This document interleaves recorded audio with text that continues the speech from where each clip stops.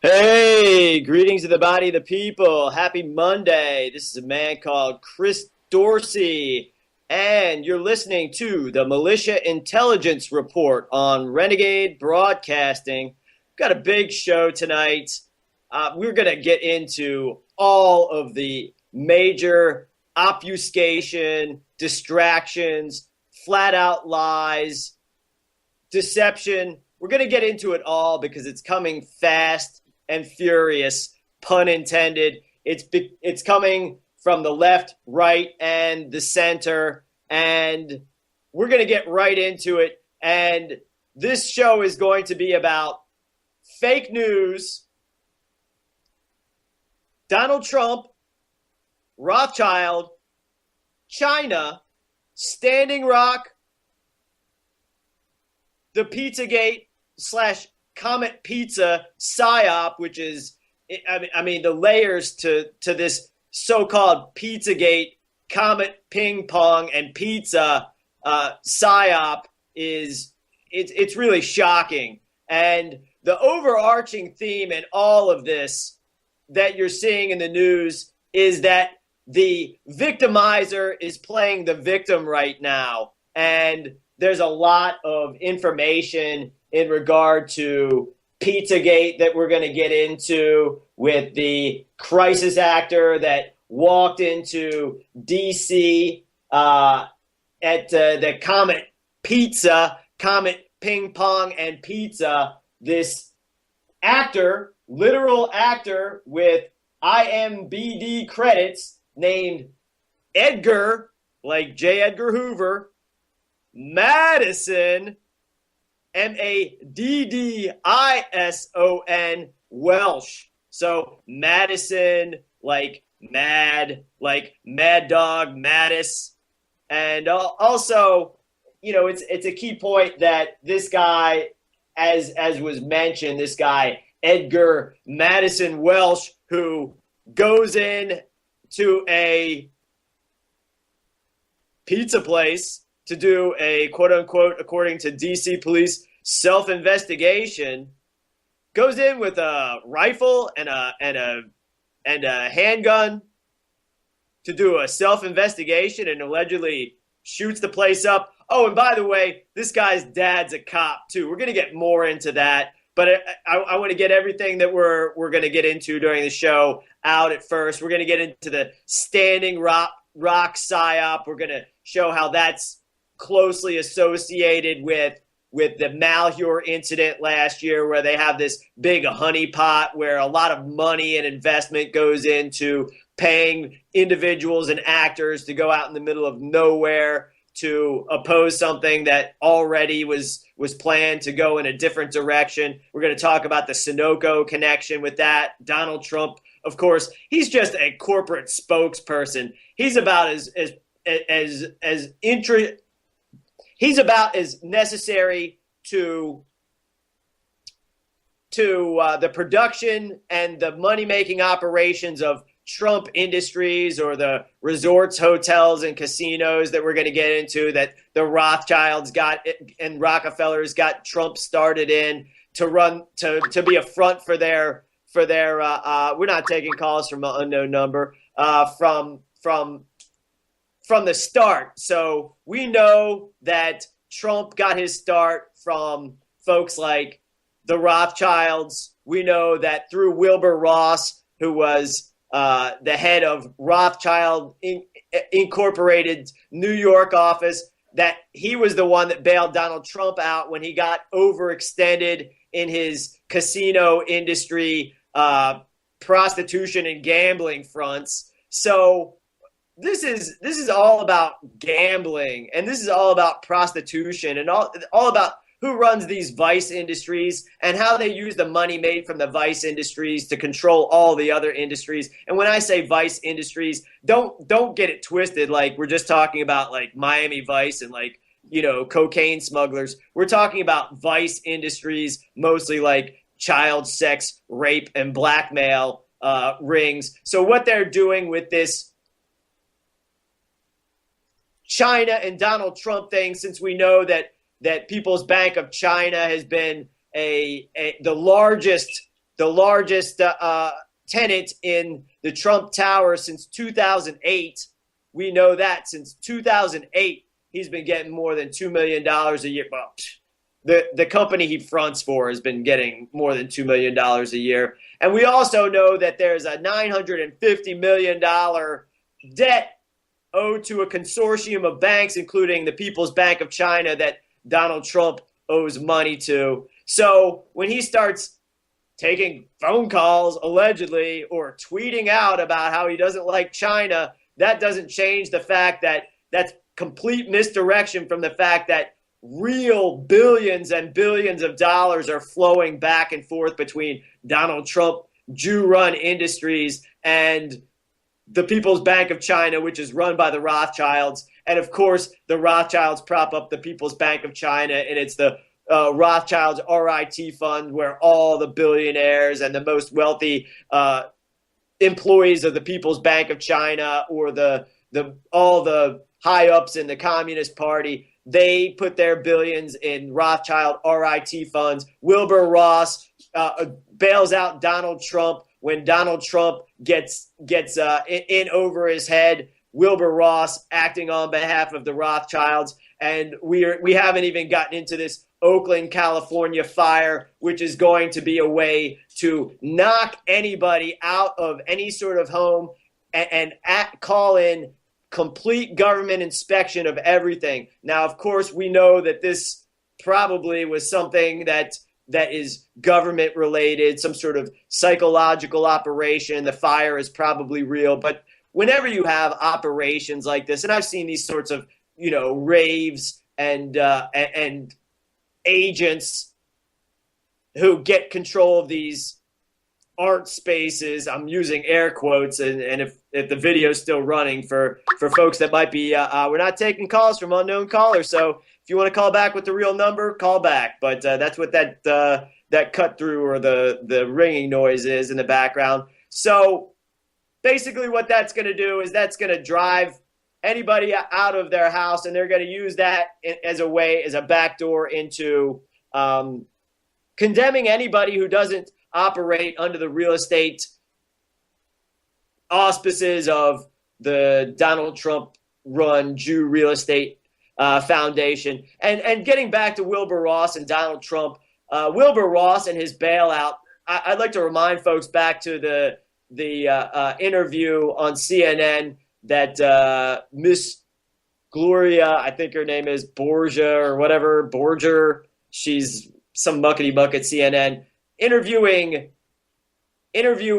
Alan Pomerantz, who was a lawyer for all these consortiums, that now we know through Wilbur Ross, it was the Rothschilds who decided, as Alan Pomerantz quoted, Donald Trump would be better to us dead than alive, when he owed $4 billion, including $1 billion personally. So that's where he's compromised financially 100% by the Rothschilds. And of course, we know Charles and Jared Kushner, Jared Kushner being the guy pulling Donald Trump's strings from behind the scenes, is the one who has his blackmail, his Mossad blackmail operation with the Epstein scandal. And of course, his wife, Ivanka Trump, who there's many pictures, countless pictures of Donald Trump molesting. And of course, we're gonna get into Ari Emanuel and Rahm Emanuel, and how Rahm Emanuel is continuously talking to Donald Trump during this transition period. Why is the string puller for Barry Soetoro, a.k.a. Barack Obama, and fellow member of Man's Country, which is a gay men's bathhouse? Why is Rahm Emanuel whispering into the ear of Donald Trump? So we're going to get into all of that and much more, and we're going to get into the minutia of that stuff because, as we know, the media is fake. The CNN, MSNBC, NBC News, CBS News, that's the fake news.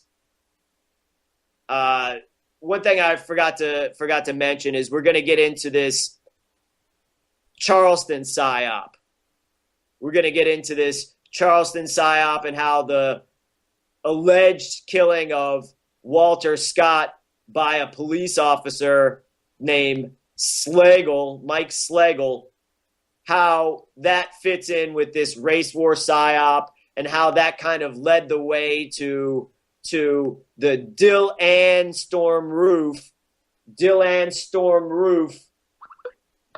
spelled Dyllann, Storm Roof. Why? What that has to do with the shooting of Walter Scott by this Charleston cop named Mike Slagle, and how the jury came back with a mistrial in this Slagle case. And, we got a real number calling in. We'll add this caller to the call. Hey, caller, calling from the 575 area code. This is Ziggy Kelleher. That number's from New Mexico, where I'm chilling right now. I don't see you online on Renegade, Chris. You don't see me online? What do you mean? Yeah, on the show on Renegade right now. I'm not picking it up. I'm seeing like December 4th and stuff, but they don't have a show from the 5th. Well, I don't know what to say about that. As far as I know, we're broadcasting live the way we do every Monday night. Yeah. I'm on the site. I just don't happen to see it. If there's a trick, then I don't know it. But how you doing? Refresh the page. I'm doing well, thanks. As far as I know, we are on the air. But good. Yeah, doing well. Ziggy, what? You got any thoughts on this fake news angle that we're seeing, and how the clear victimizers that we know that at the very top run these child sex slave rings? It's been documented time in and time out from the Franklin scandal, which should mostly be called the White House callboy scandal or White House sex slave scandal, involving George H.W. Bush, involving many high-ranking Republican officials at the time. We know about Jeffrey Epstein and his connection to he's a convicted pedophile, his connection to all these elected officials, but not just government political officials, Hollywood muckety-mucks, the top lawyers in the world like Alan Dershowitz, Alec Baldwin, Mick Jagger, Ehud Baruch, Senator George Mitchell, who they like to call Ambassador George Mitchell, of course, Donald Trump and Bill Clinton. I mean, the list goes on and on. So now they're acting as if this Comet Pizza and ping pong thing is fake, and they've set up the victimizers as the victim. What are your thoughts on that in regard to what we've been talking about with all these incidents that seem to be hitting the news today? I mean, what I can say is that I've worked with abused children for a long time, about 18 to 14-year-old boys, and their life's finished. These kids are so anxious now. I mean, we can get pretty cranked up, right? But these guys, 6 of them in a school, and 1 of them can't even be left alone in a house or a classroom. They go to special school. They're never going to be out of an institution the rest of their lives because they were sexually abused. So, this is many of the kids that end up being prostitutes on the street and everything and end up, being homeless. I mean, it's a horrible situation. And these people, they're murdering these kids pretty much. And the saddest thing, I mean, what can we say about ourselves as Americans if we allow our children to be used by the rich? I mean, let's be serious. What worse thing can they do to us? Take our children for entertainment. I mean, come on. That's what they're doing. I have been researching on behalf of a member of a prominent DC family. The fact that this woman I know through political circles, but then started researching how her granddaughter was stolen by a Northern Virginia county. I went to the Virginia Supreme Court over this case. I know one of the so-called justices of the Supreme Court, this woman named Cleo Powell. She was appointed by Tim Kaine to the Virginia Supreme Court, and she stole money from my family. So Cleo Powell, I know a criminal. But anyways, I looked face to face to this Cleo Powell criminal. But the last time I saw her face to face was in a Supreme Court of Virginia case regarding the kidnapping of a preteen granddaughter of a well-known Washington Post investigator from the 1970s. That's her uncle. So they go at there's no sort of coincidences when it comes to this stuff. And Ziggy, it's interesting that you brought up being a teacher and working with children in special schools who just, for many reasons, but they usually leave out the optimal reason is that they've been traumatized, usually sexually. But I've also worked as a teacher in a school. Absolutely, when a child come in the middle of the year, and the problem would be he witnessed his mother murdering his father, or vice versa. There were plenty. I had one kid like that. Yep, I had a kid like that saw that shit. So, and what I know in my experience in this school, it's very interesting. It was run by Mormons.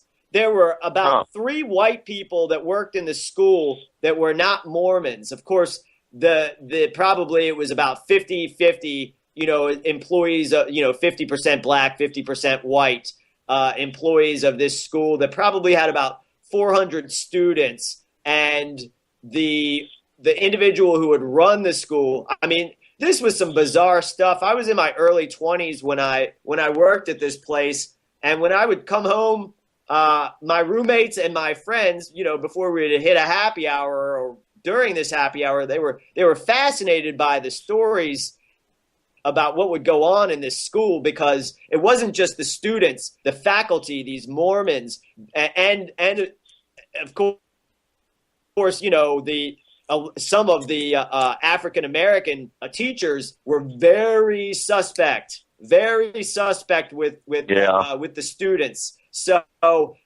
this is another thing to consider. In most cases, those who reach out to help these individuals, and I can think of the case of Kathy O'Brien and Mark, who quote unquote saved her. I can, if this is true, if what Kathy O'Brien is saying, certainly she's still under that control. That's pretty obvious. How she? Yeah, I question a little of the two of them. I still don't, accept what they have to say. But that, brainwashing stuff is very hard to understand, the monarch and stuff. It's very difficult. I don't think so, because I think maybe the details, but I think the main problem is folks, they find an out. They find an out, and that's what's going on with this fake news stuff. We'll go back to the quote attributed to CIA Director William Casey when he says something to the effect, and what's interesting about this is I say attributed to William Casey, because when one really does research about, hey, did this guy really say this? Then there becomes a dispute on what actually was said and where it was said and who said it. But it was attributed in multiple, what we find as mainstream media sources, Washington Post, etc. He says, when everything the American people know is wrong, our misinformation campaign will be complete. And the American people, they don't know what to believe. But not because they easily give up, because they don't dig into the details. They don't comprehend, well, this is just impossible. How does this work? Like I go back to the instance of a caller from Maryland on the Wild Card show on Saturday, and basically he called in, and I disagree. Of course, we're going to cover it again, because I think this gets into the multiple actors used for different characters being played. The fact that a lot of these folks are strictly characters being played. They really have no control. We're going to get into that at the base level of what the American people know about Donald Trump and how he has been a front for the Rothschilds for many years. But again, I just want to kind of segue into these topics in a manner, at least in which I feel comfortable that I have stated how these obfuscations are very easy. So, well, it's your show, dude. Sure, obviously, but you put the work in. You put all the work in, man. Well, but I just wanted. This is for the purpose of the listeners, so that they can really put their minds in the right kind of mindset to listen to what we're putting out. And I'm going to add a caller and just bring the 317 caller in after I get out this thought. So what's going on with everything that we're seeing is nobody's really knowing what to believe, and they're given an easy out. So when we talk about things like Pizzagate, we know that absolutely this stuff has been going on for decades. It's been going on for thousands of years. The institutions that control the government and own so much property around and have so much wealth in every government and all around the world, like the Catholic Church, I mean, it's rampant. It's rampant in the public schools. It's rampant everywhere. So how do they combat that? Well, they combat that by making up a scenario in which the victimizers become the victim. And this goes back to an old European saying that goes, the Jew cries out in pain as he strikes another. Yeah. Or the Jew cries out in pain as he strikes you. So what everybody's just willing to just say, oh, this is what it is. Oh, it's a fake story. Enough said. I can feel better. I can go on with my life. I don't have to worry about it anymore. This is bad. And also, it's not just about being able to, fool people. It's just an excuse.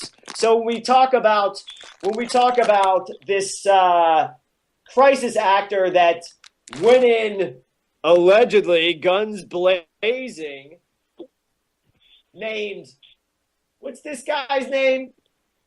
His name is Madison Welsh. Edgar Madison Welsh. Like J. Edgar Hoover. So we know that this is an FBI operation. And in the name Madison, there's 2 D's in the name Madison. Okay, so that's like mad. Mothers Against Drunk Driving, but also mad, like, oh, an extra D for the emphasis. Emphasis. But also it's coded in. It's coded into these one of Christy Sheets' daughters was Madison that she shot. Christy Sheets that shot her 2 daughters and then got shot. And one down in Texas. Her daughter was Madison that died. Very interesting. That's interesting. They like to use a lot of these same names. Absolutely, man. I keep saying it. But also, there's 2 D's in the middle name, Madison. Yeah. And they always use the 3 names. They don't just say Edgar Welsh. They say Edgar Madison Welsh or Dylan Stormroof. And there's 2 N's in the name Dylan Stormroof. Yeah. So both of those stories are in the news right now.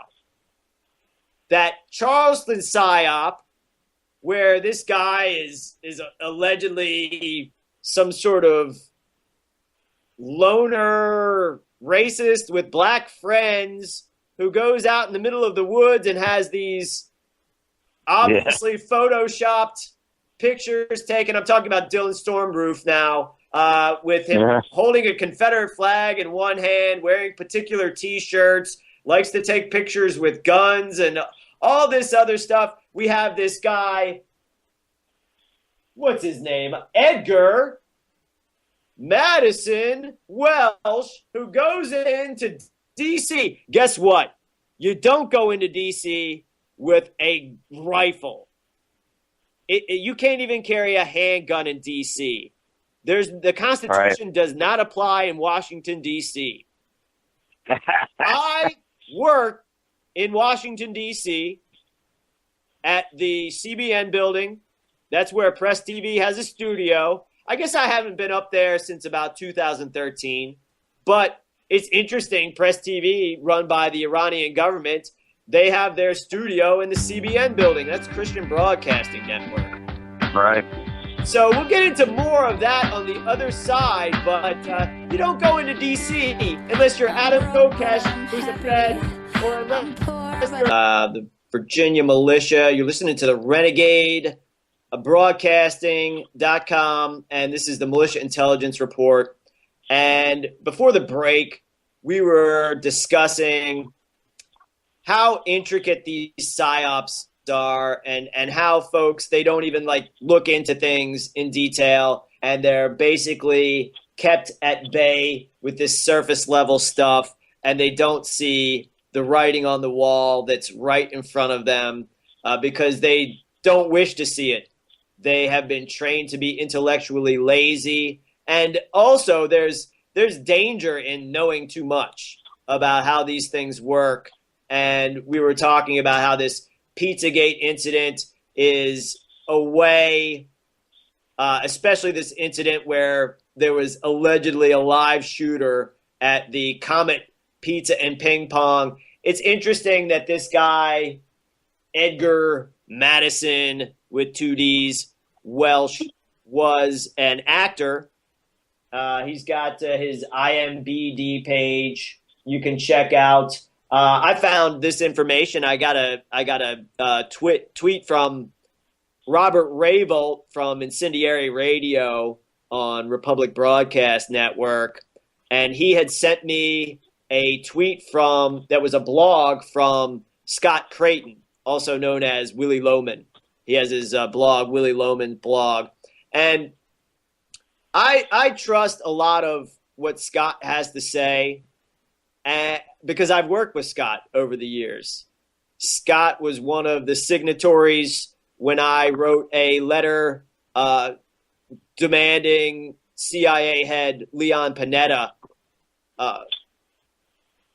cease his crimes, and also it was the starting elements of contacting high-level government officials for their criminal activity and requiring them to cease. So Scott Creighton and I have exchanged a lot of information. I think Scott Creighton opened my eyes a lot about how the Holocaust is a hoax, about certain CIA agents that I was working closely with while I was working on attempting to impeach George Bush and Dick Cheney for war crimes, and we wished to have them arrested, along with the Democrats who were complicit in these crimes.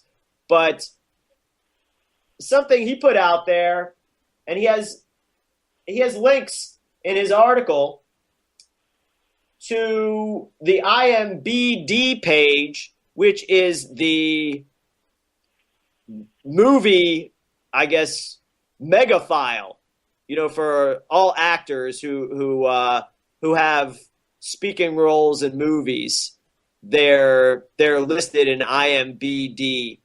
I was an extra in the Spielberg movie Lincoln. That's how I met Chris Dodd. That's how I first met and second met Bob McDonnell, former governor. Usually the Democratic governors and other Republican governors I know through my political activity, but I did meet Bob McDonnell on the set of Lincoln. I met a number of other individuals too, political and Hollywood, but that's where I ran into Chris Dodd. And Chris Dodd and I had a fairly long conversation. I would say we talked for about 25 minutes.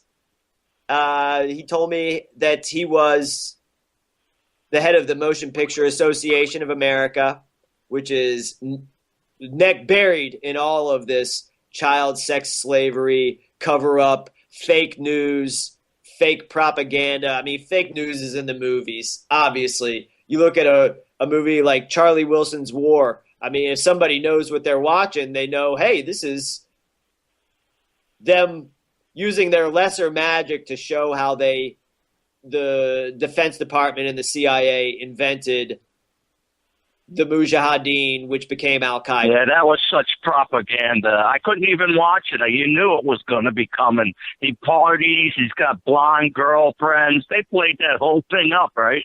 I mean, come on. Right, of course. But if you just strictly look at it, what they're admitting to, they're admitting that they've got to put out their spin. So that's why they came up with this Comet Pizza and Ping Pong live shooter drill. And they could have had it lined up. We have so-called truthers out there that are really acting like they're like one step ahead of the game with this problem, reaction, solution. Everything's problem, reaction, solution in this society. Everything is. Chris, did you know somebody went in there, some YouTuber, before this happened, went and filmed himself going into the pizza joint and the other one across the street? I saw something on YouTube. Yeah, the guy went in there and they threw him out. Yep. So I don't know how that connects, if that gave him some idea for this. But all these events, I mean, well, my guess is that they're both involved. That they set the stage. One set the stage for the other. See, see how this? Oh, look, these guys are getting harassed, and basically what they're doing is they're taking the malicious plan of, hey, sticking a camera in all these guys' faces, taking the militia plan, what is legal now to do, and they're using these problem, reaction, solution, staged, orchestrated events to make what's legal now illegal in the future. So and they're kind of warping it together, because when you get down to it, nobody really knows what's legal and what's not legal. Okay, it's legal to stand in front of the Pentagon, not on government property, but stand on public property with a gun. You can open carry. You can walk into a restaurant in Northern Virginia with a gun. You can, under state law. Now, they try to make this illegal anywhere around D.C., anywhere. I've done it.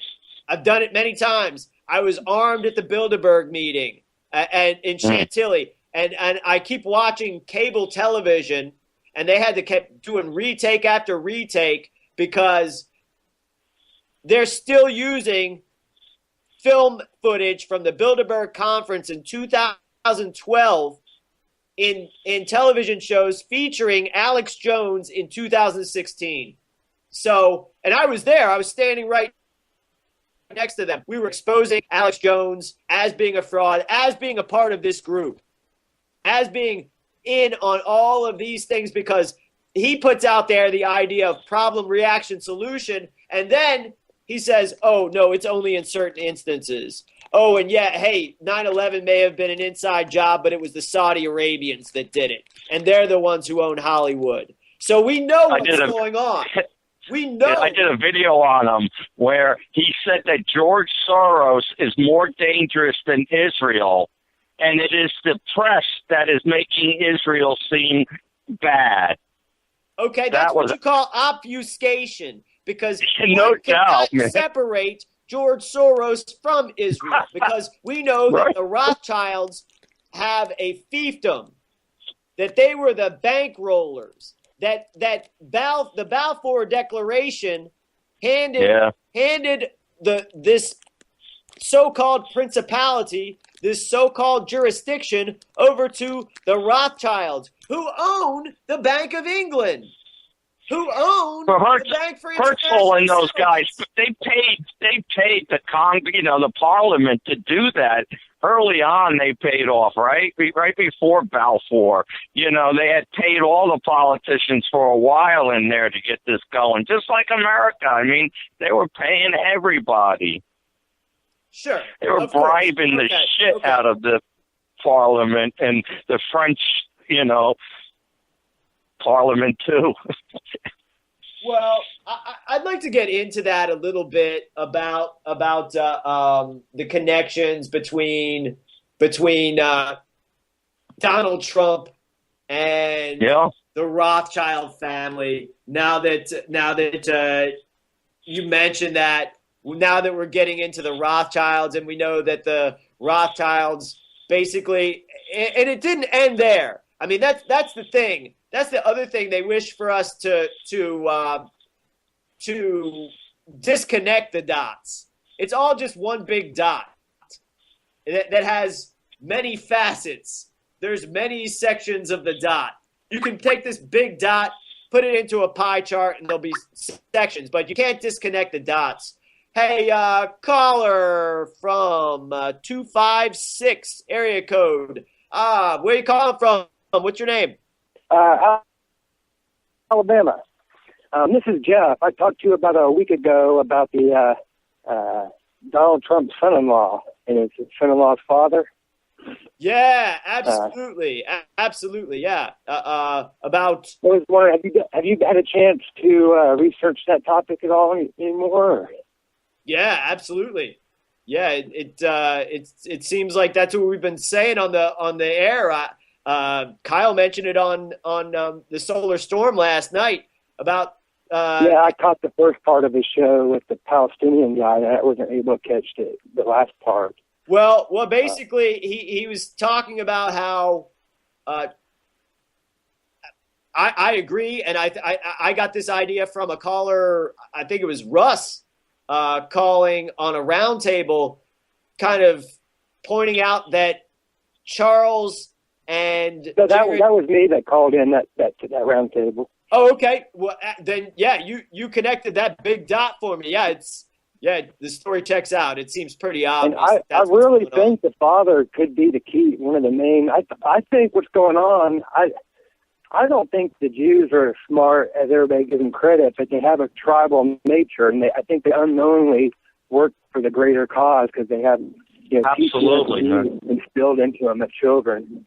They're just a psychotic death cult bred into them. I absolutely agree. I think that this, obviously we got into the fact that the Holocaust is a hoax, and I mean, how many survivors can there be of this Holocaust that are still around? I mean, we know the numbers were exaggerated. We know one day it says, Auschwitz, 4 million dead, and the next day it says 2 million dead. What happened to those 2 million? It gets kind of into this thing with the voting, where when everybody's saying it's rigged, and it's like, okay, if everybody's saying it's rigged, what's the counter argument to that? Their counter argument to that is it's not rigged. But our counter argument to that is, let's look into this. You're not just going to be able to get rid of 2 million people in something we already know is a fake story, and then just have us pretend like it's not there. So how is it that we're going to separate in our minds Jared Kushner, Charles Kushner, the guy who has been rigging elections, and he was so blatant at it that the FBI, who also rigs elections, had to bring charges against him. Then he knowingly and verifiably, attempts to blackmail family members with prostitutes. And what are we supposed to think, that one of the most obviously blackmailable individuals who keeps losing his shirt and being bailed out by the Rothschilds directly is not somehow being leveraged and blackmailed by the husband of of Donald Trump's daughter, when Donald Trump talks about how he loves to have sex with his own daughter on international television, and there's pictures of his daughter giving him a lap dance and any number of different things. It's not just one thing. It's all of these things combined together. And when you just start connecting the dots, that's one thing. But when the only other response to that is it's all fake. It's obviously not. I have another theory why maybe a lot of the Jewish establishment was against Trump at first, or it still is kind of. I don't think that was necessarily for show. I think there's different factions of the Jewish power structure that collide with each other, and I think Jared Kushner's father. I think a lot of the Jewish establishment was probably upset that he was able to. They weren't able to get their candidate in, and maybe he wouldn't share Trump with the rest of the Jewish establishment. Well, I think just for his personal. Here's what I think. What I know, and one of the things that's allowed me to kind of naturally, without being obviously on anyone's payroll, unfortunately. I'd like to be able to get paid for the work that I do, but how I can figure these things out in a way that, I mean, some others can, and some are better than me at doing this, but, I dedicate my life to this stuff. I look into it on every angle, and what I also know is it's never this or that, it's always this and that. So if folks start looking at things like that, it's never this or that. It's not, well, it's A or B. No, it's not A or B. It's A, B, C, D, E, F through Z. It's all of it. It's never one thing or another. It's always one thing and another. So I don't know. I mean, what do you guys think about, delving into things knowing that?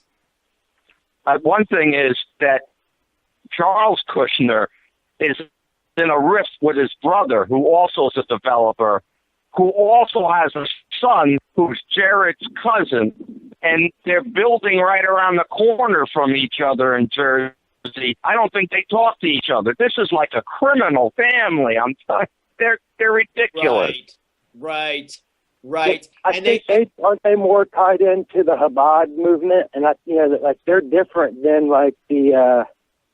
there's two different sides kind of to the Jewish power structure. The Chabad movement seems they seem more radical and cult-like, the one with the beards and everything. Is that Orthodox? Would you call? Because they call in Jared Orthodox. Like he practices, he's strict, he does all the rituals and stuff. That's what they're saying about Jared. I don't know it very well. Oral sex on babies. Come again with that last thing. I said, aren't those the ones that perform oral sex on baby boys? Well, those are the Moyles. Those are the, I don't know. I mean, I presume that the Chabad, the Lubavitchers, they have Moyles, but that's, I mean, I thought that was pretty much that was just kind of what all Jews did. And it's pretty disgusting. It's obviously a form of trauma. It's instant trauma. It traumatizes in one way or the other just about the entire adult population of most Western European countries and the United States and Australia, etc. And it's traumatizing, and that's how they get that trauma-based mind control going early. We do know the connection between Felix Sater and Donald Trump, where Felix Sater was, I think, some place on the Jersey Shores, Chabad Lubavitch Man of the Year. He's also a documented FBI and CIA agent. And also, Felix Sater was involved with Bayrock also in underage sex slavery. And lest we forget, they're always involved in some sort of stock and bond manipulation too. That's what, allegedly, the cover story of how the FBI was able to turn Felix Sater. But you're right. All y'all are right about this because, yeah, it's just so coincidental that these guys are at each other's throats, but yet they're in the same industry and live like, a half a block away from each other, and they're always in the same family. But one thing to consider is that these folks, if you're even talking about a regular street cop, or even a public school teacher, but let's stick to the police. You're dealing with someone who will cover up anything at any given time, and they don't even have to have that much pressure put on them. And the most pressure that they might have put on them is that they may not be able to live a middle class or upper middle class lifestyle. They may not be able to go to the NFL football game or be able to drink beers at the bar with their buddies in blue, and they're so easily, it's so easy to keep people to keep people's mouths shut. And then if anybody comes out of line, it's so easy to cover everything up. They don't, they can neutralize them if they have to. They can call them a liar. They can sue somebody who's telling the truth. They can attempt to, at least. But one thing I noticed, I'm 32, but for 5 years, from 18 to my early 20s, I used to do facility maintenance for a real estate developer for Lockheed Martin and Teledyne Brown. And my boss encouraged me to get involved with the JCs. I don't know if you ever heard of that. Of course. And, but then a lot of he used to pay my way in. I guess he once you get over a certain age, you can't really be part of it. But you all went through it. And I got a weird vibe. I used to go because he was my boss. We used to help with the fairgrounds. I thought it was kind of a charity thing, I guess. But looking at it more, a lot of the guys that were in it are now Masons.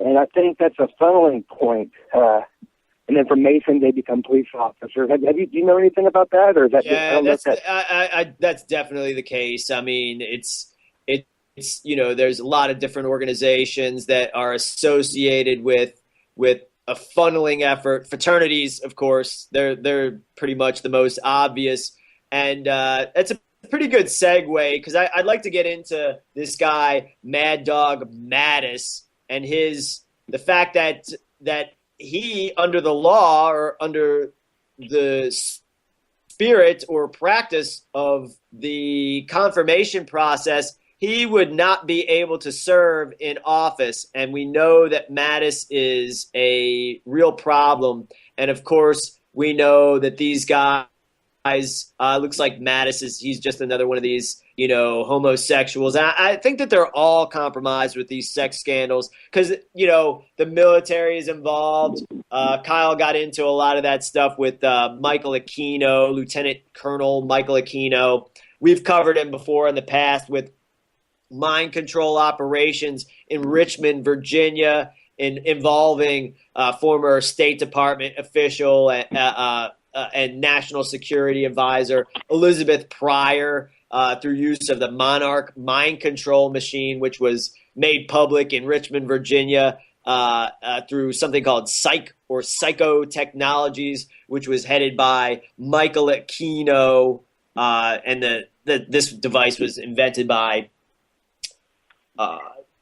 Igor Smirnov, and it's pretty obvious the way it works. Folks can get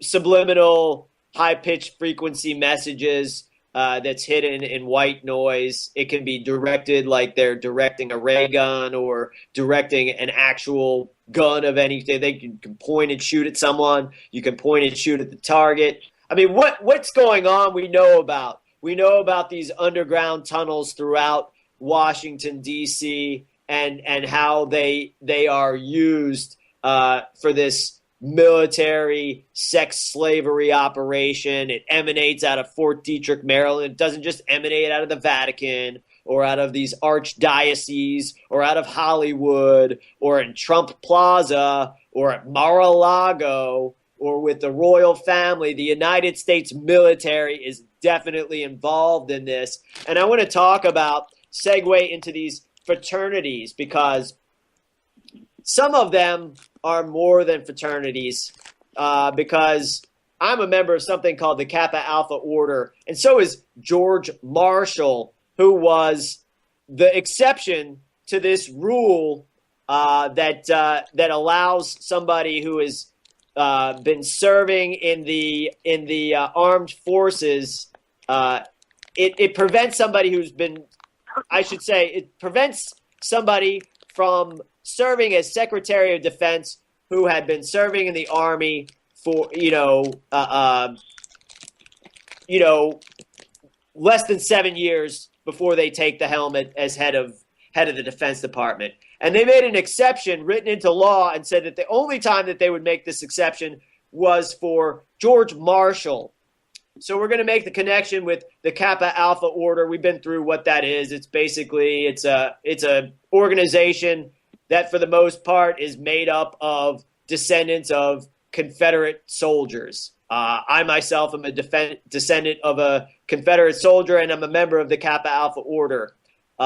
So George Marshall is also a member of the Kappa Alpha Order, and so is George Patton. And as you can remember, when Donald Trump introduced the idea of Mad Dog Mattis as being the Secretary of Defense, he stated that Mad Dog Mattis was the best general since George S. Patton. And we know that George S. Patton, also a member of the Kappa Alpha Order, was assassinated by a Jew who was a CIA or OSS at the time agent acting on instructions from the head of the OSS, Wild Bill Donovan. And also the Dulles brothers were in on the assassination. Yeah, man. Of course, of George Patton. So we know that George S. Patton basically told the American people, not basically, directly told the American people that the United States fought on the wrong side of World War II, that this was a Jewish conspiracy like all wars were, and that that the United States is going to end up like a Jewish-run socialist Soviet republic. So they had to take him out. So we also already referenced J. Edgar Hoover, who created the FBI, who's also a member of the Kappa Alpha Order, as am I. I don't know any association that he had with Confederate soldiers. He was a part of the chapter at George Washington University, and we know that Melvin Purvis, who died mysteriously in Florence, South Carolina, after having run-ins with J. Edgar, who was known to be compromised in these sex blackmail scandals, just like they've always been going on now, that Purvis allegedly, also a member of the Kappa Alpha Order, allegedly shot himself in the head when everyone wanted him to be the head of the FBI. He mysteriously died. So we've got these connections, and you don't have to go very far. They're inside, everyone. This is the second hour of the Militia Intelligence Report, and you're listening to Renegade Broadcasting. And looks like got Ziggy on the line, and thanks to the previous caller. I think that was Russ Winter, but I could be wrong about that. My apologies, because I really want to thank the last caller, because he was putting a lot of important dots together with the Pizzagate, not the Pizzagate, with the Charles Kushner, Jeffrey Epstein, Ivanka Trump, Jared Kushner little conspiracy, and we were talking about a number of different things. And before the break, we were talking about the connection between the FBI and how they're funneling folks into these secret societies and using these secret societies and factions within these secret societies to keep these secrets, to run these operations, and to basically just do bad stuff, and how folks are connected. But as we point out, these bonds for the bad guys that use these secret societies, they're not gonna hesitate to kill their own. Honestly, they promise to do so in these rituals. they promise if anybody betrays any one of the members of the group, they'll have their heart plucked out and ripped apart by an eagle and then put on an open fire, et cetera, et cetera, et cetera, whatever you can imagine. I can tell you, they do tell you that. But I can also tell you that these same folks that take that oath, they don't have any problem with double crossing like members like me. I mean, they'll double cross.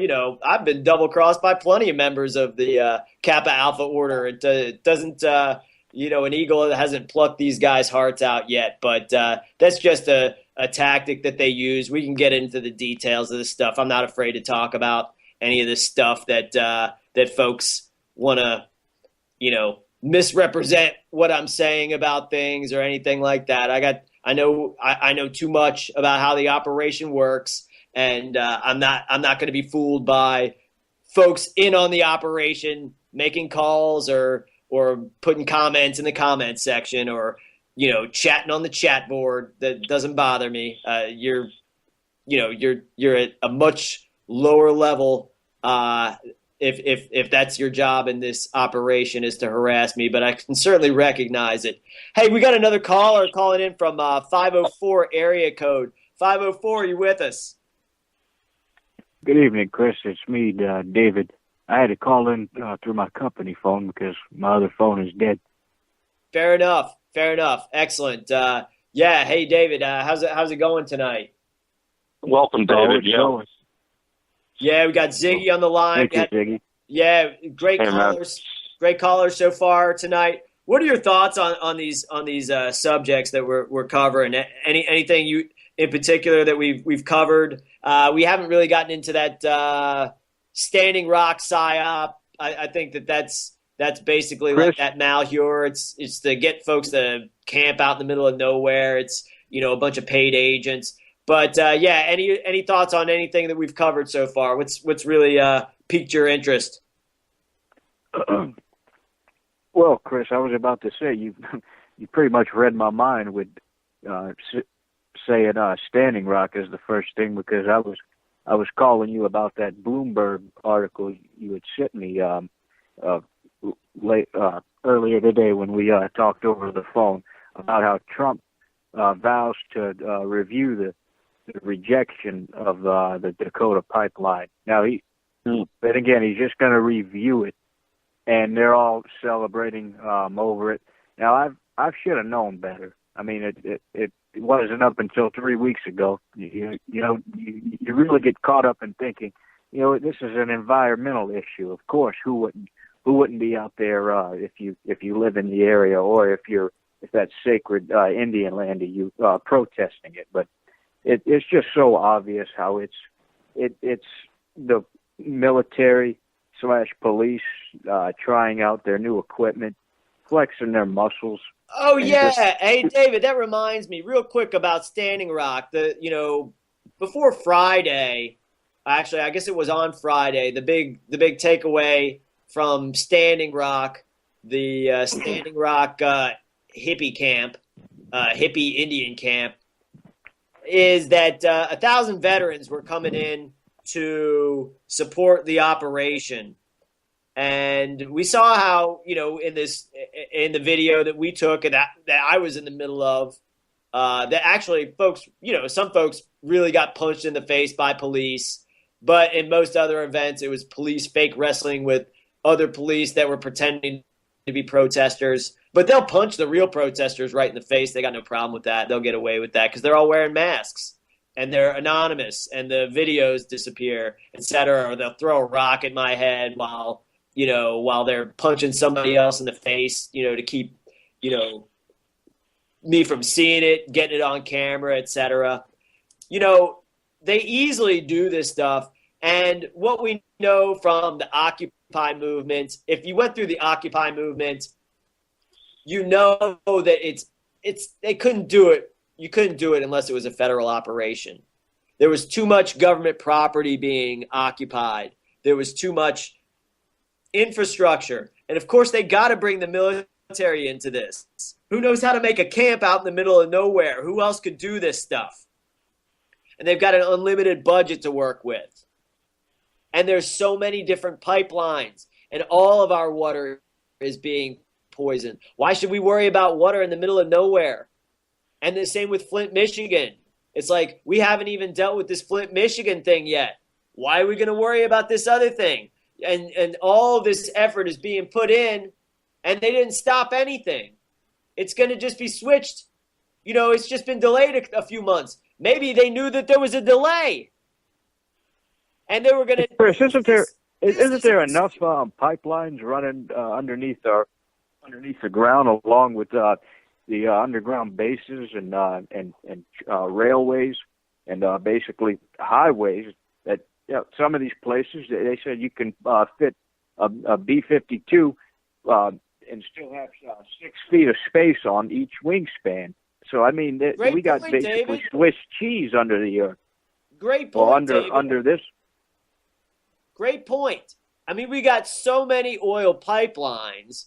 There's no. I mean, there was fires. We knew that there was leaks and fires that allegedly were causing a spike in gas prices at the end of the summer or beginning of the fall. I remember that because there's so much to keep up with. It's very difficult to keep up with all this stuff, and you got to do it full time. And I guarantee you that's what I'm doing, full time. Yeah.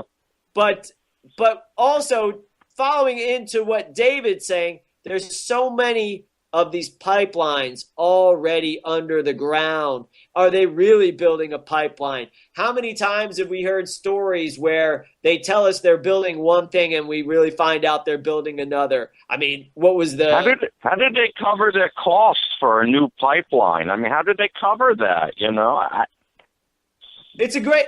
Well, that's you're starting to talk about getting into the details of things. And that's where all these news stories fall apart as fake. And that's why it's so insidious that CNN is basically calling other things fake news. So everything on CNN is fake. If there's elements of the real story, there's only as much of an element of a real story as they have to tell you and to put their spin on it. Because at certain points, what does everybody, tell you when there's some sort of PR, public relations, or propaganda, bad news for an organization or an individual? What are they always told? Get out in front of it. Cover it up. When you can't cover it up anymore, get out in front of it as quickly as you can. Uh-huh. And that includes making up scenarios to begin with, making up a complete set of fake, news stories like this crisis actor, Edgar Madison Welsh, who is a crisis actor, the son of a former police officer, and also who just happens, his father, Harry Welsh, just also happens to be a firearms instructor, and he's an actor as well, and he's also a director of movies. So this is the guy that goes out in front. And here's another thing to consider. Okay, we hear a lot about folks wielding guns in D.C. Do they normally get to walk away? Do they normally get to remember that woman who was allegedly shot because she was driving erratically out near the White House? Prostitute or something. She tried to run over the secret agents there, right?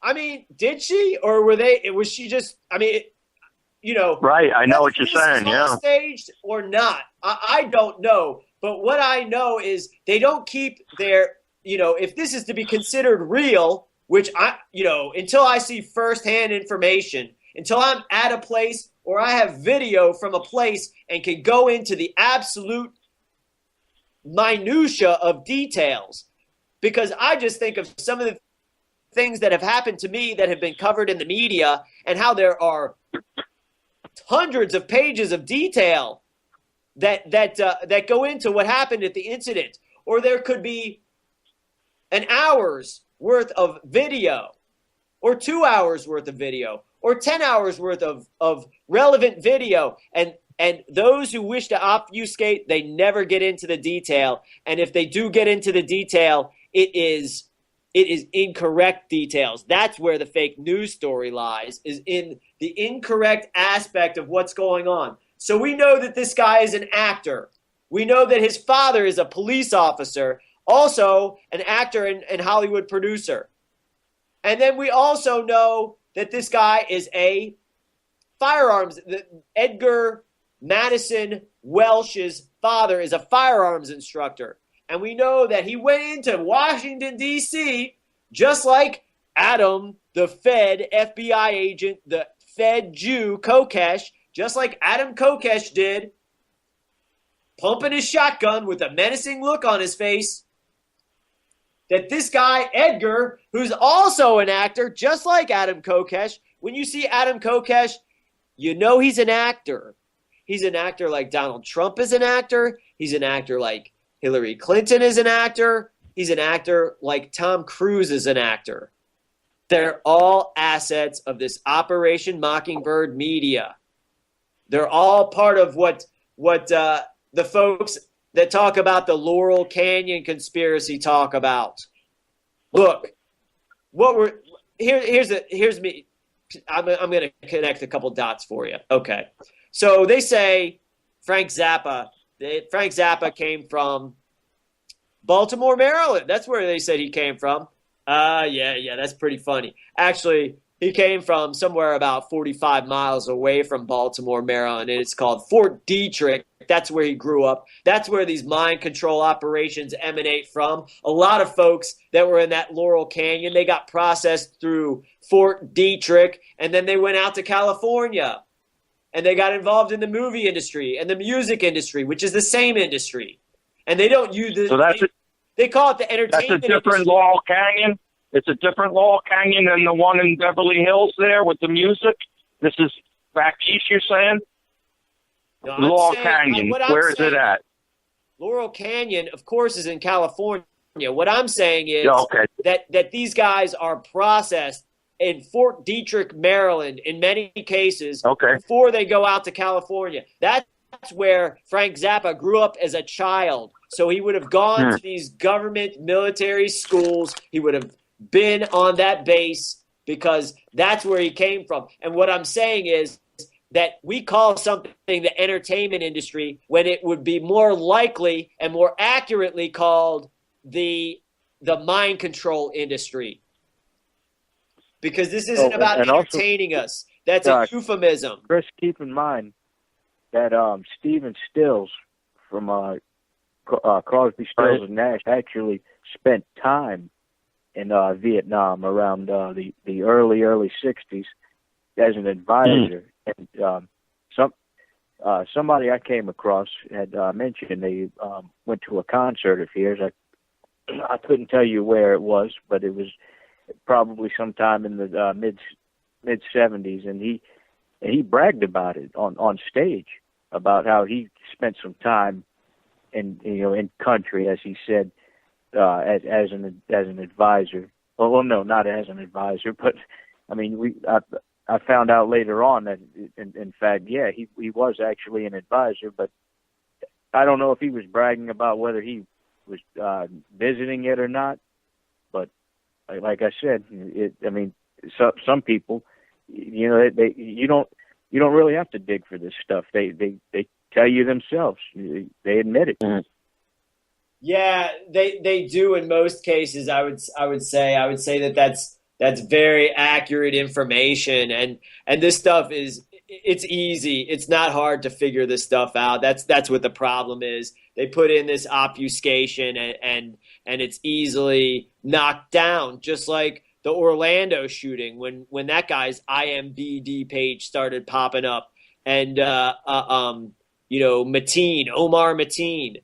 And we started learning that he'd been working for G4S security services forever. And then we found that there was an incident that happened in Manchester, England, near Old Trafford, and including Old Trafford Stadium where Manchester United plays, that an incident that was covered about staging a terrorist attack was staged by G4S security, and a fake bomb left in the stadium from this drill canceled a game between Manchester United and Bournemouth, which was the final game of last season's Barclays Premier League, the English Premier League football / soccer.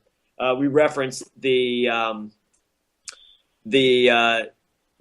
child rape ring involved with the England FA, the Football Association that oversees all the Barclays Premier League teams and all the FA Cup teams, etc. And Chris, I was surprised it's the younger kids too. When we were talking the last week, I thought it was like adults or 18-year-olds, right? And it goes down into the youngies, like 11 and 12-year-old soccer players that are under that same umbrella. Yeah, there's somebody playing for Chelsea right now, I think, who was signed when he was 9 years old. So they can sign them as children, and they start playing in the instructional leagues for children. Okay. And it's a perfect cover for their pedophile scandals. It goes on in the YMCA. If you're just watch out for all of that stuff. Maybe someday I'll get into the details of how I know about that, the YMCA and their not only their promotion of the gay agenda, but also the promotion of this child rape agenda. And we also have another caller calling in from 256 area code. 256 caller. This is Jeff again. I had to my battery died on my phone, so I had to call back. Hey, great. Great to have you back, Jeff. I had a comment to make too. A lot of these the people that went out to California in the 60s, like Jim Morrison and I think maybe Janis Joplin, they had parents that were high-ranking in the military. I believe Jim Morrison's father was Admiral Morrison that was involved. I think it was involved in the conflict that got us involved in Vietnam. Yeah, he was the rear admiral in charge of the area where the Gulf of Tonkin PSYOP false flag event took place. Yeah, absolutely. And then another thing I've noticed, if you ever go and look at some of the Charles Manson interviews, sometimes he makes a lot of sense. I don't know if you ever noticed that. He reveals some stuff.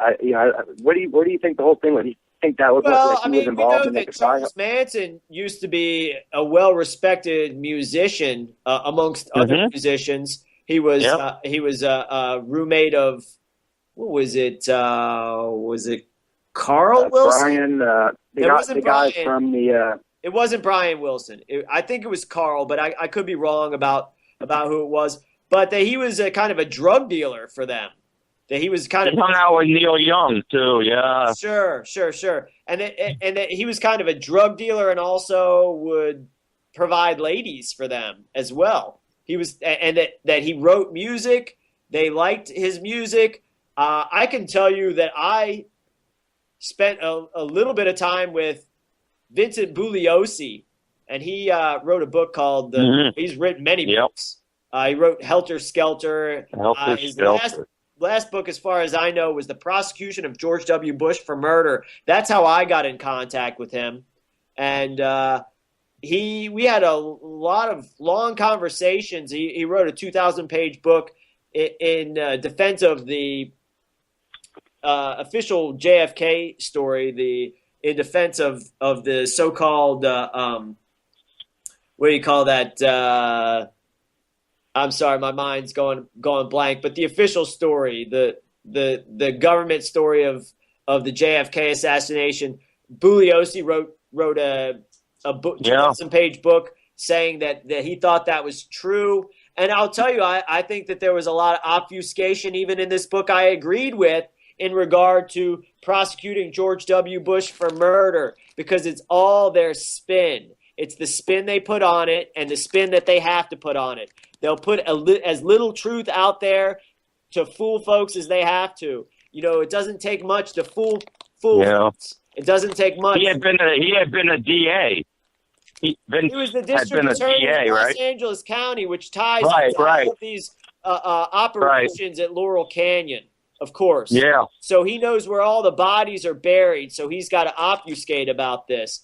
And he was the DA in Los Angeles, California for, I don't know, it was over 30 years.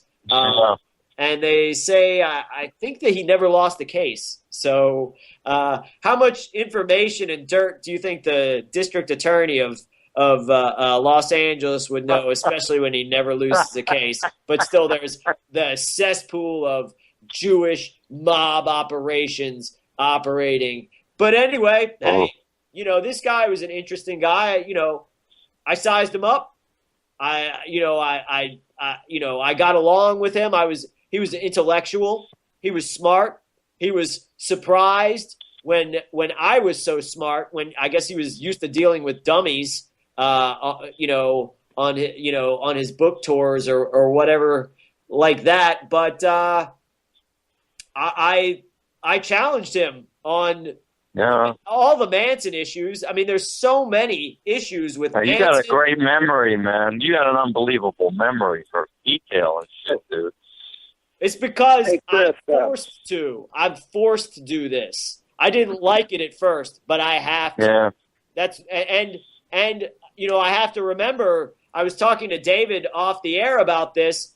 When I'm filming things and the police beat me up, hit me in the head, and steal my camera, I got to and until I get the camera back, I got to remember everything that happens. And there are media stories that verify what I say when my camera's missing. The camera catches absolutely everything, where I hardly get anything wrong, and it's because my life depends on it. Yeah. So, and I'm not making any of this stuff up. I'm not covering up for anyone. I'm actually doing more like calling everyone out, saying, "Hey, I'm not going to allow myself to be the only one that's doing this," and I'm not. But the old figure of speech. I'm not going to put myself out on a limb. I'm going to bring, if other folks are involved and keeping their mouth shut, I'm going to expose them. I name my family members. I name folks who have attempted to kill, who are in on it. Like my brother is in on these operations, and he's wealthy by keeping his mouth shut about torture. Because he's a lawyer in the Defense Department, about the secret government. And I know what kind of a individual it takes. He's not a blood drinker. He's not he's not a murderer, but he doesn't care about exposing it. He cares about getting what's his, and he knows that if he has to speak about it, that's going to be a problem.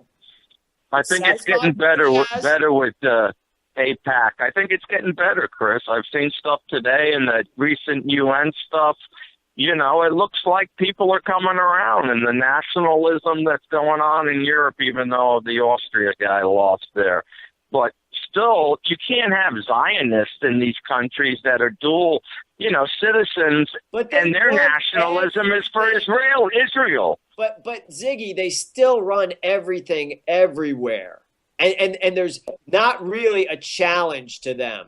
Their biggest challenges seem to be their own controlled agents. And hey, Chris, what is your opinion on Ryan Dawson's work that he's done on 9/11? And that guy's a bag. I mean, that guy is so ridiculous. He's such a joke. I mean, have you seen his research that he's done on 9/11, or? I mean, what I think about his details about the 9/11. This is Chris Dorsey. You're listening to the Militia Intelligence Report on Renegade Broadcasting, and my apologies. I had the microphone muted during the break. But anyway, we've got Ziggy, David Dotrieve, and Jeff on the line, and we were just discussing who brought up Ryan Dawson. I did. This is Jeff. Yeah, what do you think about him? I mean, Well, I've see, already told I you mean, what he's not necessarily. There's a lot of stuff I don't agree with, but I do like his research on 9/11. I think. Like what part do you like? Do you like the part where he says that a plane hit the Pentagon? Do you like that part? Well, here's the thing. That to me, that doesn't. I don't. That doesn't. That's not needed to prove the story. Right, I like where he gets into the whole. What part do you think he's good on? I like the research when he gets into where all the key players into it and where the anthrax came from, and he gets into that part. A lot of the other parts can be debated. That somebody else told him. Yeah, because he's a plant, and he adds information with misinformation, and he lives in Japan, just like Steve. Just like Corbett, who's also controlled opposition. Corbett. Yeah, and you see him in hot tubs, and you see him dressed up like a superhero. Nobody called him out on this when he was on Renegade? What's that? How come he was on Renegade not too long ago? How come nobody called him out on all this? Because he was on a show where the host didn't call him out. Okay. I mean, I'm not trying to be confrontational. I was just wondering. I think that was well documented after the appearance by Ryan Dawson. I mean, I went on the air and said that I think that Ryan Dawson is a complete shill. And I said that before he went on Nick's show, the Monday before he was a guest. I said that I certainly don't trust anything he has to say, and I think he's an obvious paid agent. I mean, what's he do in Japan? He looks like he walks around dressed like a superhero, sits in hot tubs with Asian chicks. I mean, what else is this guy doing? I just thought some of the points, if you were going to recommend, if whenever you talk about 9/11 with somebody, especially somebody who's not really awoke yet, and you want to give them some kind of documentary to, instead of trying to explain everything to them, you don't want to send them to loose, just where you can begin to open their eyes. I mean, I think his documentary is much better than, Loose Change or any of the other ones. Well, I would say that what's that one that basically it's pretty much the same thing as his what's that? Well, a lot of the information. Look, I don't want to get too far into this. I mean, if you listen to the Militia Intelligence Report in the past, I think we did like 5 9/11 shows in September, in August and September. Are you familiar with those?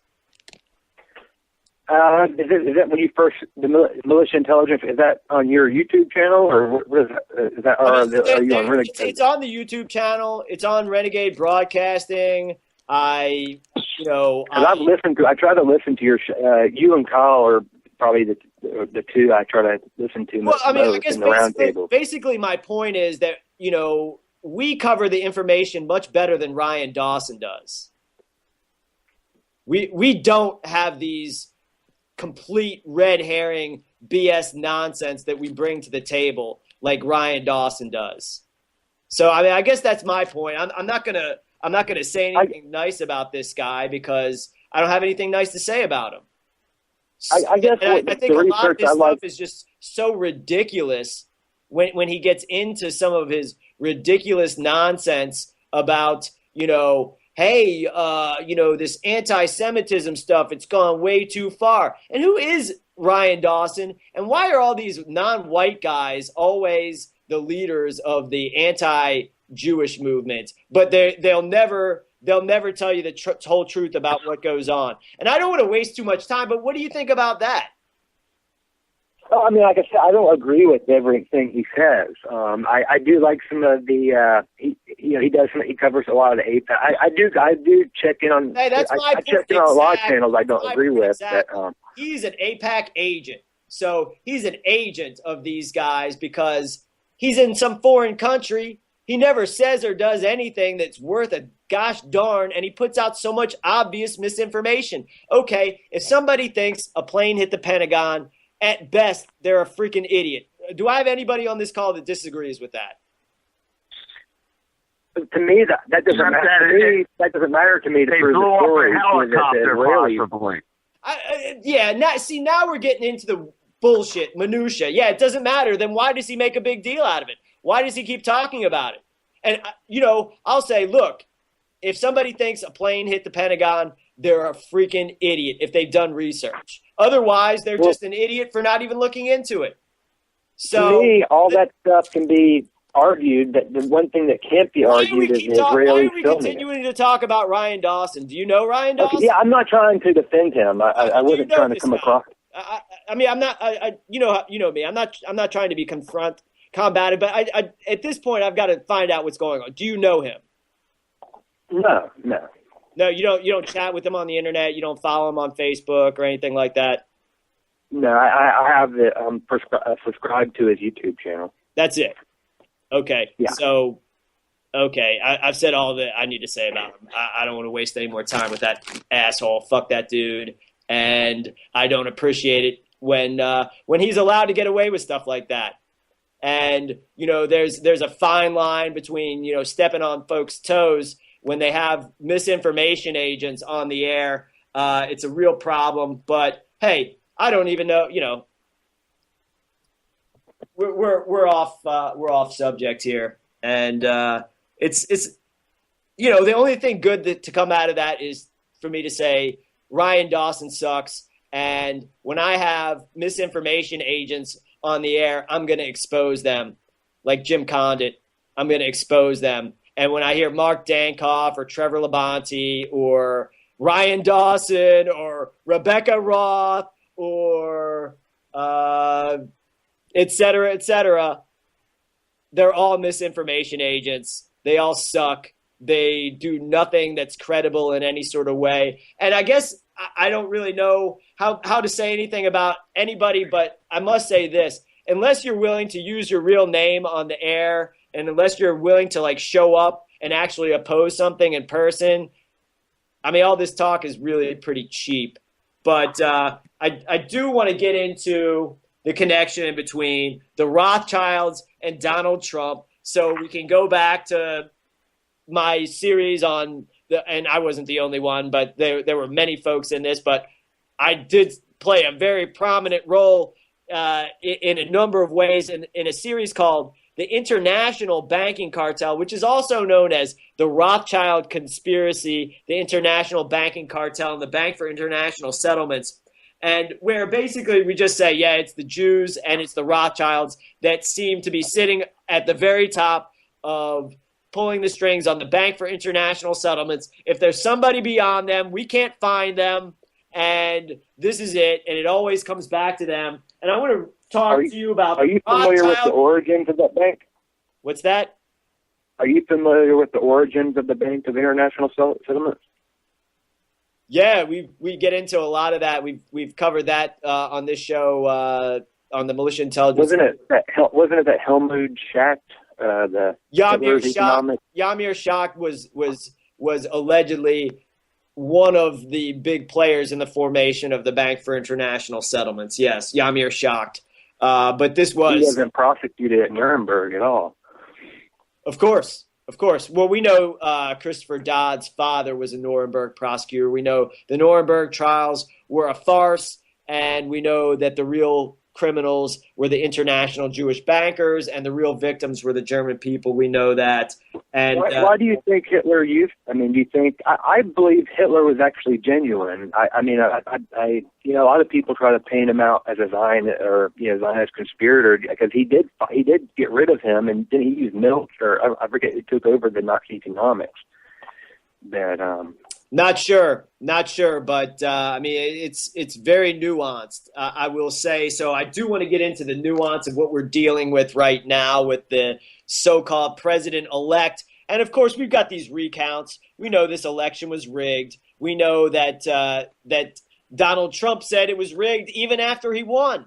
So if there's millions of voters that voted in Virginia, in California, and other places, then we need to find out exactly how many millions voted. And if he won by even more, we need to find out. So let's do a recount on all this stuff. Let's investigate all of it. But getting into the Jill Stein recount, we know that the Smartmatic voting machines owned by Malik Brown, who is an employee of George Soros and the Open Society Foundation, we know that the Smartmatic voting machines were involved in the elections in all of the so-called battleground states, including Pennsylvania, including Wisconsin, including Michigan, where there's now a recount. So we want to get into how Donald Trump basically became involved in the Rothschild network. Yeah, they said that he if you compare the exit polls to what Trump got, it's off. That if anybody got votes illegally, it was Trump. Yeah, that's the way it seems. That's the way it seems to me. That's the way they're saying, right? I mean, that's the way the exit polls plus what he got. Something was wrong, and that is usually correct. How they figure that out. Yeah, isn't that strange? I mean, isn't it real strange that all the polls are off? All the polls are off, but yet they say Hillary Clinton wins by 2%.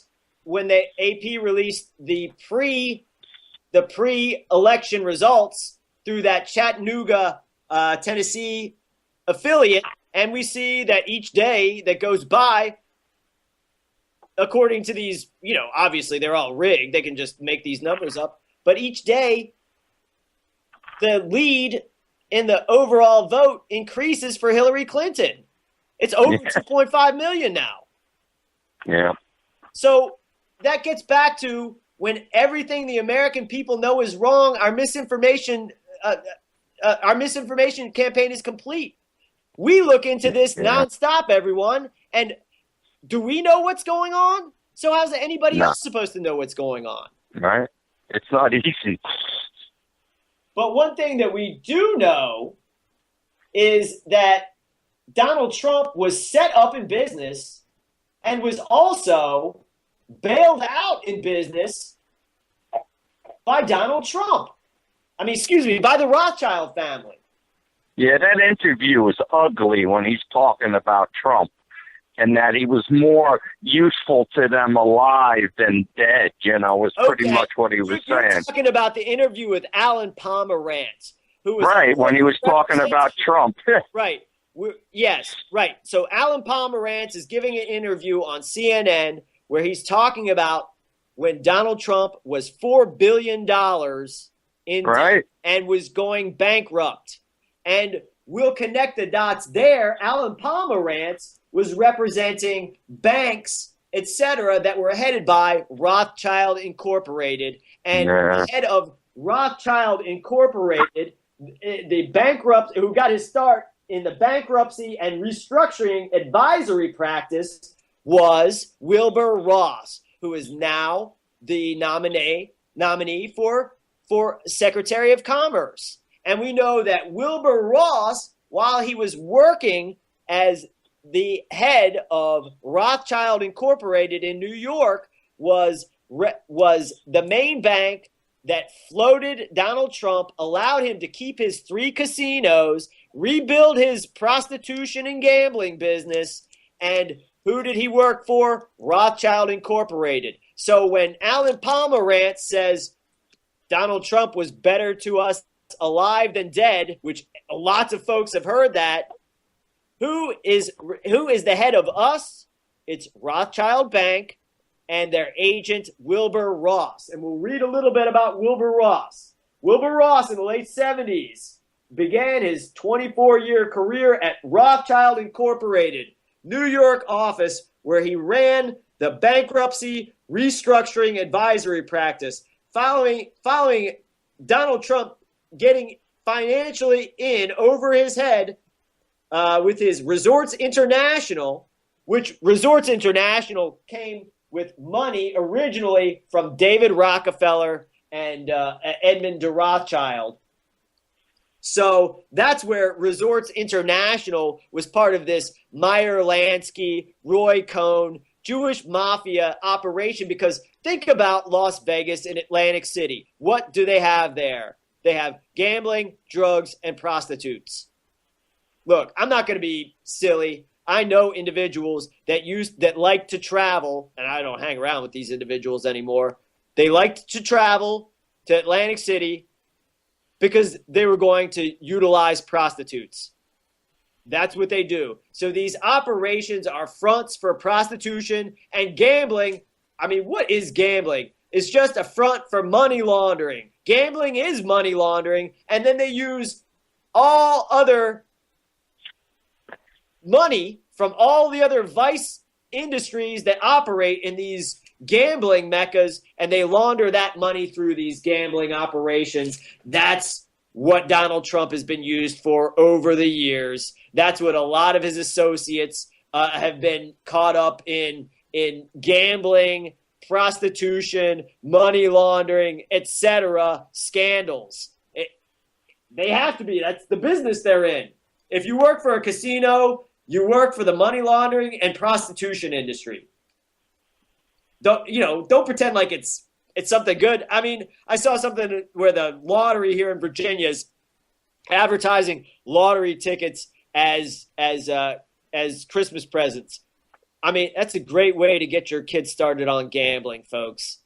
Start giving them presents, lottery tickets as presents. But anyway, we're going to go on with Wilbur Ross. So it was Rothschild Bank that bailed out Rothschild Incorporated, I should say, and Wilbur Ross, who is head of the bankruptcy and restructuring advisory practice at Rothschild's, who got Donald Trump back on his feet or onto his feet after he started doing all of this crazy stuff with his money and getting $4 billion in debt to the Rothschilds and all of their subsidiaries.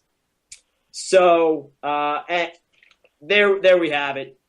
That Rothschild Trump connection, there's 0 degrees of separation. Who bailed him out? We thought it was Alan Pomerantz, and who Alan Pomerantz was representing. Yes, of course. Who is that? It's the Rothschilds. It's the Rothschilds. So we know that Donald Trump, the largest tenant in Trump Tower in New York, is the People's Bank of China. They've been giving him $2 million a year for the past 8 years, since 2008, which is when they moved in to Trump Tower. We know that there is a $950 million debt that a company that is associated with Donald Trump owns to a consortium of banks, including the People's Bank of China. So when he starts talking about Taiwan and talking about bases in the South China Sea, and that's just the tip of the iceberg, because we've been through how he's buying, the iron for his buildings from China. There's 0 degrees of separation between all of these folks, people. It doesn't matter whether they're a Democrat or a Republican. It doesn't matter. Oh, we've got to say we mentioned Ari Emanuel and we mentioned Rahm Emanuel. So again, it's always the Jews.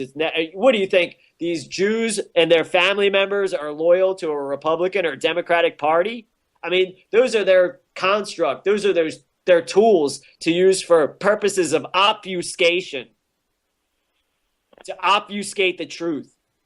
That's what they use these political parties for. So it's really obvious. All the dots are connected, and it's not even a question anymore. We'll spend the last few minutes talking about, hey, show up to AIPAC. We documented, hey, we're not going to take our guns into D.C. I've gone into D.C. and I had a gun in my trunk. I had my gun on me when I was in Chantilly. When I'm in Northern Virginia, I keep my gun on my hip. When I go into D.C., you got to put it in your trunk. You're not even supposed to have it in your trunk, and I'm not going to go into D.C. the next time I go into D.C. with my gun. But, hey, certainly somebody's an actor when they're walking into Washington, D.C. with a rifle. I wouldn't even walk, into D.C. with my gun, with my clip out in its case, with my backpack. Which would be if somebody was making a mistake, they would do that. If somebody's self-investigating something, who is this guy to self-investigate? This is another thing I wish to say when folks bring up Ryan Dawson. Who is Ryan Dawson? When somebody asks, who's Chris Dorsey, they know, well, Chris Dorsey was born February 5th in Washington County Hospital in 1974. His fourth grade grandfather is Edward W. Dorsey. He comes from a specific background and place where folks know about him. He went to Chesterfield County Public Schools after he went to Washington County Public Schools. He played, I played high school basketball. There's articles in the Richmond Times-Dispatch about basketball games I played in high school. And as far as if you ask who I am when it comes to discussing these subjects, man, I've got thousands of hours of commentary. Millions of people have watched my videos. And I'm not saying this because, probably more people have watched Ryan Dawson, but he hasn't made as many appearances on international television as I have. He hasn't talked about as many subjects as I have. He hasn't made public appearances opposing these things. He makes videos commenting from Japan, and he wears superhero costumes. And he's not a white guy. Where is he from? He said he went to college at William & Mary. Says he's from North Carolina. So the fuck what? Who the fuck are you? Why are you in Japan? And the same goes for just about everyone. All those folks I just named, we know that a lot of these guys are Jim Condit, he's a Jesuit. If you couldn't figure out, hey, why is this guy saying this stuff? Why is this guy telling the truth about the connections between the Zionists and the Nazis and obfuscating everything else? Because he's a paid agent and he's a fanatical Jesuit. That's why. So, these guys, if you're listening to this show, I don't have to be nice to you. I don't have to do anything for you. This is to spread intelligence and not waste time. So if you're not an expert, this show is not for you. If you're not willing to just follow along with stuff, hey, that's it. But if you're willing to do the right thing, look at that Standing Rock operation. Imagine when we get that many legitimate individuals in front of AIPAC in Washington, D.C. Imagine if we say, hey, we're going to plan this out properly. Of course, we're not going to open carry in Washington, D.C. Of course, we know that before Adam Kokesh started attempting to get others, and obviously nobody was stupid enough besides himself to get involved with that we know that was a bad idea and a Fed operation if anybody advocates carrying a gun or does carry a gun openly in Washington, D.C. That's a failed mission. That's a mission that's guaranteed to fail, and we're not in on that sort of thing. We say we're going to open carry in D.C. There's plenty of folks, open carry in Northern Virginia, plenty lawfully. And then when we go into where the AIPAC conference is being held, we're going to be armed with our cameras. And we're going to do investigations. And we're going to confront these folks. And we're going to have press conferences. And we're going to bring attention to all this. But we're not going to do it the wrong way. So these folks, everybody's just naive about one or two subjects and they got everything else right. Okay. So we think, and when I speak of something, hey, I make sure when I say it, it's true. And if I have folks commenting in the comment section, misrepresenting what I'm saying, that means I have to go back through and listen to what I said, make sure everything is correct, and then move forward.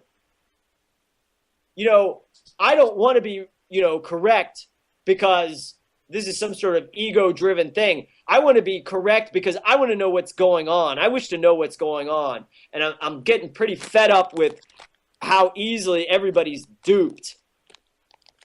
Have you been able to confront Alex Jones and Adam Kokesh before? We've gone through this many times on the air. We've confronted you have it on your YouTube channel? I'm just saying, what do they do when you confront them?